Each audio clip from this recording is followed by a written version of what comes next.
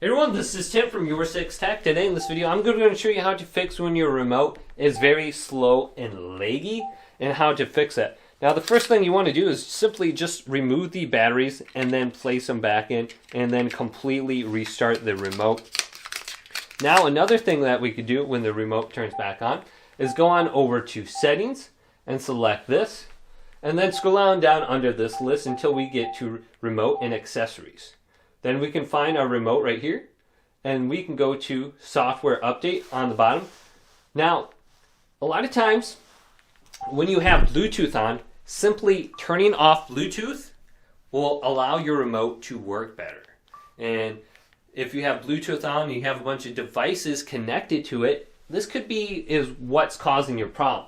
So otherwise you can turn on Bluetooth and see if this is working. And it seems like my controller is working a little bit and it's a little bit laggy, but go over to software update when you have Bluetooth turned on and just check for a software update. But I've noticed it works a lot better when I have Bluetooth turned off. Only problem is you can't use your connected devices, but check this out and just see if this works for you. Update your remote, your TV will restart, and you should be good to go now. So if you have laggy inputs on your mouse or your controller or your remote, go ahead and try that out. If this video did indeed help you out, leave it a big thumbs up and subscribe to my channel down below for more tech up videos coming up next on YourSixTech.